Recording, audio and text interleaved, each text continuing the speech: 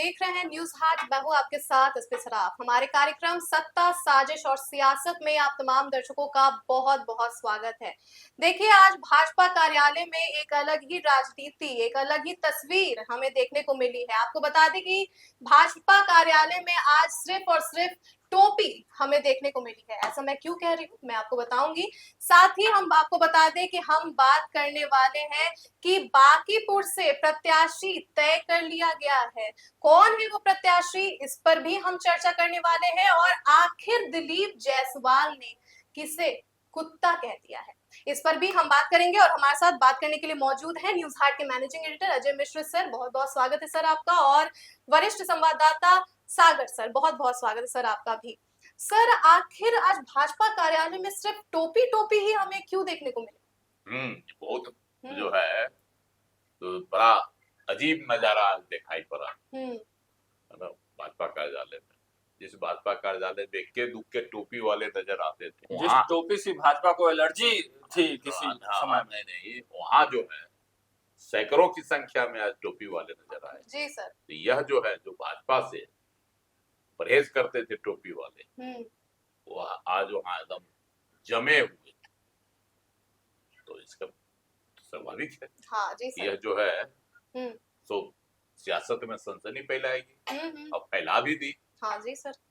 और कारण क्या था? कारण था कि प्रदेश भाजपा अल्पसंख्यक मोर्चा के, है ना, प्रदेश अध्यक्ष, उन्होंने अपना पदभार ग्रहण किया। मोहिबुल हक को नियुक्त किया गया प्रदेश अध्यक्ष। और तो वहाँ पदभार जब संभाले तो हजारों कार्यकर्ताओं के साथ आए, क्योंकि अल्पसंख्यक समुदाय के कार्यकर्ता थे। तो वह सब जो है टोपी पहन कर आए, क्योंकि अल्पसंख्यकों की पहचान है टोपी, है ना। अब तो सनातनियों की भी पहचान टोपी हो गई। कोई भगवा टोपी पहनता है। समाजवादियों की भी पहचान है, समाजवादियों की अलग अलग टोपी है। उत्तर प्रदेश में जो है समाजवादी पार्टी जो है, हाँ, उसकी टोपी लाल है। अपने बिहार में जो है राजद है, अपने आप को समाजवादी कहते हैं, उनकी टोपी हरी है। तो सबों की टोपी हो। गांधी टोपी व्हाइट हुआ करती थी अपने जमाने में। हाँ जी सर। गांधी टोपी क्या तो वही से आया चलो। तो ये और संघ आरएसएस की टोपी काली होती थी। तो सबकी अपनी अपनी टोपी होती थी। तो टोपी जब आदमी देखा तो चौंक गया, क्योंकि भाजपा में पहले इतनी टोपियां नहीं दिखाई पड़ती थी। इसीलिए अफसर तो बता ही दिए कि मोहिबुल हक जो प्रदेश अध्यक्ष बने हैं, उन्होंने अपना कार्यभार संभाला। और उनको जो है इस अवसर पर भाजपा कार्यालय में अल्पसंख्यक मोर्चा के राष्ट्रीय अध्यक्ष जमाल सिद्दीकी भी उपस्थित थे। और उनकी उपस्थिति में ही अल्पसंख्यकों ने आज जो है भाजपा में एक दिखाया कि देखो, जो अल्पसंख्यक भाजपा से परहेज करते थे, वहां इतनी बड़ी संख्या में अल्पसंख्यकों की जुटान, है ना, यह जो है एक सियासत की बड़ी बात हो गई। लोग कहता था कि नहीं, अल्पसंख्यक जो है राजद के बपौती है, कांग्रेस के भी है, और कांग्रेस के धरोहर। जी सर। तो कांग्रेस का तो धरोहर टूट गया। उनका जो है घर ढा के लालू जी अपने साथ मिला लिए पूरे अल्पसंख्यक को। तनी मनी भगोड़ा अल्पसंख्यक जो है ना, वो नीतीश कुमार जी के साथ आता था। वोटों में 7% से 8% कभी मुसलमान इनको वोट नहीं दिए नीतीश कुमार को। लेकिन नीतीश कुमार जब तक मुख्यमंत्री रहे, अल्पसंख्यकों की रक्षा के लिए काम करते रहे।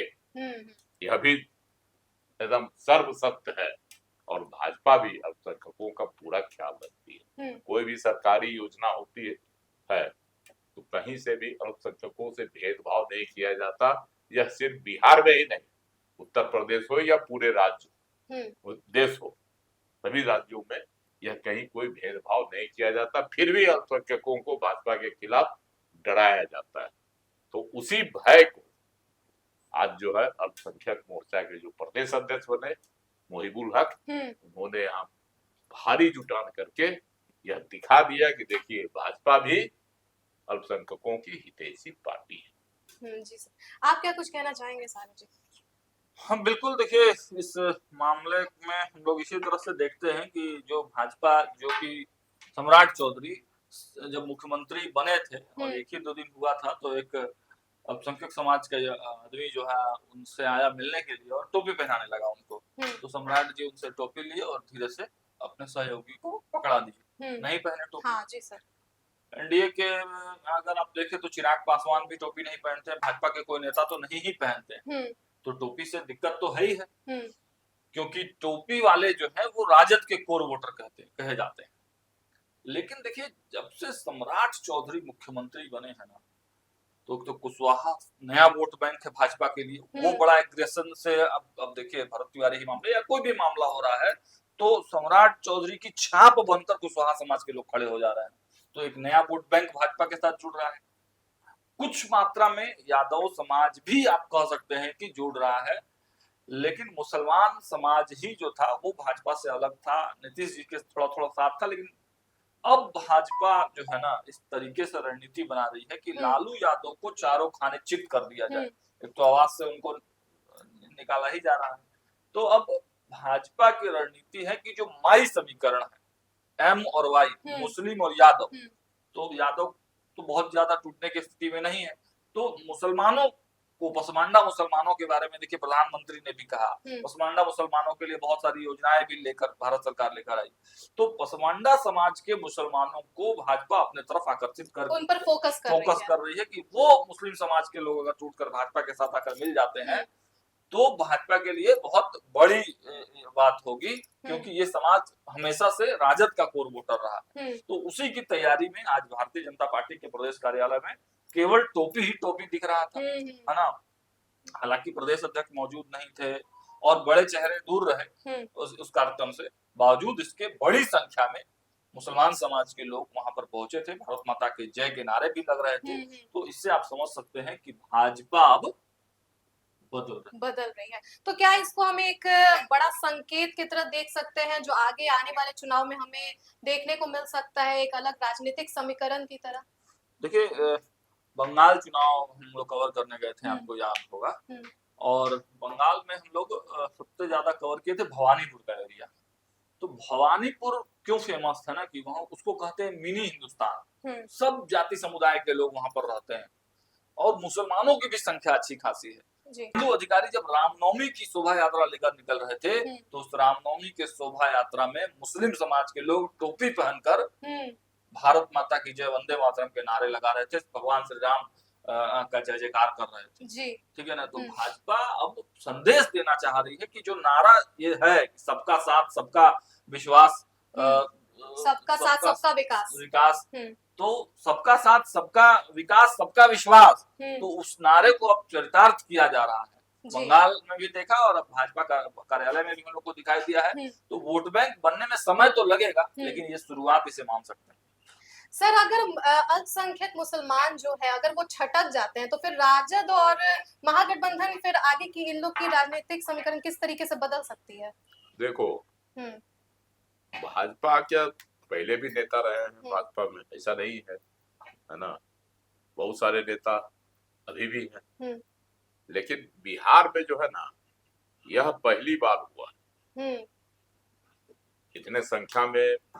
नेता तो रहे, अल्पसंख्यक मोर्चा है तो उसके नेता तो अल्पसंख्यक ही होंगे, पहले भी हुआ करते थे, है ना, पहले भी थे जी। लेकिन इतने संख्या में जुटान तो वह पहली बार, यही एक बड़ी बात है। और अब अल्पसंख्यकों को भी लगने लगा कि भाजपा मेरे लिए भी जो है ना घातक नहीं, मेरी भी शुभचिंतक पार्टी है। सभी लोग विश्वास के साथ आया। उसमें एक फैक्टर हमको और लगता है सर कि देखिए राजद कहीं ना कहीं कमजोर हो रही है। राजद देखिए थोड़ा अवसान की तरफ है, जो इधर पूरा घटनाक्रम हुआ, तेजस्वी यादव की सक्रियता कम है, पार्टी में उतना मोरल हाई नहीं है, तो अवसान की तरफ धीरे धीरे है जी। तो देखिए राजद के दो ही वोट बैंक एम और वाई मजबूत जो कैडर वोटर है, तो यादव तो मुश्किल से यादव हाँ, उनको तोड़ना मुश्किल है थोड़ा। तो मुस्लिम समाज टूट सकती है, और टूट के कहाँ जा सकती है? कांग्रेस, क्योंकि कांग्रेस भी अब अपने आप में अलग माहौल बना रही है, अलग होने की बात कर रही है, तो कांग्रेस की तरफ शिफ्ट हो सकती है। तो एनडीए और भाजपा का मुझे लगता है कि ये भी एक रणनीति होगा कि राजद से जो वोट बैंक खिसक रहा है वो कांग्रेस के पास ना जाके वो भाजपा और जदयू के पास अगर आ जाए तो वो बेटर है। तो उसी सेकंड प्लान पे भी मुझे लगता है कि भाजपा कहीं ना कहीं काम कर रही है। चलिए दूसरे मुद्दे पे बढ़ते हैं। सर, दिलीप जायसवाल ने आखिर किसे कुत्ता कह दिया है? देखो, सम्राट चौधरी जो है के खिलाफ में तेजस्वी यादव ने एक बड़ा बयान दिया जी। उनको कह दिया है, क्या कह दिया? अनपढ़, अंगूठा छाप कह दिया, अनपढ़ भी कह दिया, अंगूठा छाप भी कह दिया। इसको लेकर बिहार की सियासत करवाई हुई, खास करके भाजपा और जदयू के लोग भी हैं, है ना। उसी पर जो है संजय सरावगी ने भी चैलेंज कर दिया, उन्होंने भी बयान दिया बड़ा कड़ा, कहा कि 7 बित्ता में जो है एक बित्ता में जो है अथी करती है सिग्नेचर राबड़ी देवी, है ना, एकदम अनपढ़ थी। तो वहीं से सवाल, क्योंकि तेजस्वी यादव बोल देते हैं लेकिन फंस भी जाते हैं। उसी पर दिलीप जायसवाल से भी यह सवाल, राजगीर में कार्यक्रम था, उनसे भी यही सवाल उठा, तो उन्होंने कह दिया इसी पर जो है सब विपक्ष को बोलते बोलते जो उसने कुत्ता कह दिया विपक्ष, वो भाषण दे रहे थे और कहा कि कमाता तो विपक्ष भी कुत्ता भी है, खाता है कुत्ता भी है। इसी तरह की बात जो है बोल गए, विपक्ष को ही निशाना में उन्होंने लिया, खास करके तेजस्वी यादव। उनके निशाने पर तेजस्वी यादव से को कड़ी प्रतिक्रिया दी उन्होंने तेजस्वी यादव के इस बयान पर। किस पर? जब जिससे उन्होंने कह दिया कि अंगूठा छाप जो है सम्राट चौधरी को अंगूठा छाप मुख्यमंत्री, इसी का उन्होंने करारा जवाब दिया। जी सर। देखिए, डॉक्टर श्यामा प्रसाद मुखर्जी के 125वां स्मरण पक्ष जो है युवा संवाद कार्यक्रम आज राजगीर में था और वहीं पर बोल रहे थे डॉक्टर दिलीप जायसवाल, राजस्व एवं भूमि सुधार के मंत्री भी हैं। तो सर ने ठीक ही कहा कि ये उसी का प्रत्युत्तर था जब एक दिन पहले तेजस्वी यादव सम्राट चौधरी को भी अपशब्द बोल रहे थे और पूर्व मुख्यमंत्री नीतीश कुमार को भी कह रहे थे कि भ्रष्टाचार के वो पितामह। तो अब उसी का पलटवार एक तरह से आप कह सकते हैं। दिलीप जायसवाल ने अपने भाषण में कहा कि भाई विपक्ष ने क्या काम किया है, अपना काम अपना खाना कमाना तो कुत्ता भी कर लेता है, अपना जीवन तो कुत्ता भी जी लेता है। वो खाली बोले विपक्ष क्या काम किया? अपना कमाई का काम किया, कमाने का काम किया, और विकास का कौन काम किया? उनका यही कहना था। और कमाता तो कुत्ता भी है, कुत्ता भी खाता है, कमाता खाता है। तो ये बात जो बोल दिया उन्होंने, तो सीधा सीधी हमारा तेजस्वी कुत्ता माता। लेकिन सर यहाँ पे फिर एक सवाल तो खड़ा होता है ना कि क्या दिलीप जायसवाल को इस तरीके का शब्द इस्तेमाल करना चाहिए था, कुत्ता शब्द इस्तेमाल करना चाहिए था किसी इंसान के लिए? इंसान को थोड़ी चाहिए था। देखो, इशारा तो इंसान के दिए, उपमा दिए, उपमा जब उन्होंने दी तो कहीं न कहीं से वह तो इंसान पर ही जाता है। विपक्ष का नेता कौन है यहाँ? तेजस्वी यादव। तो वो आपा खो दिए थे जरूर दिलीप जायसवाल ने, लेकिन वह जोश में बोल गया। बयानों के लिए जाने जाते हैं, बोल दिए। दिलीप जायसवाल स्वभाव से बाद में उन्होंने कहा कि मेरा आशय नहीं था जी सर कुत्ता कहने का किसी को। दिलीप जायसवाल देखिए बड़े मतलब सॉफ्ट स्वभाव के इंसान है और वो मन जो है बड़े दिल से बात को बोलते हैं और बोलते बोलते थोड़ा बह भी जाते हैं। तो बह गए थोड़ा सा, आदमी बोलचाल के भाषा में बोल ही देता है। किसी कह रहे भाई अपना कमाता तो अपना कहावत है कि अपना पेट तो कुत्ता भी पालता है।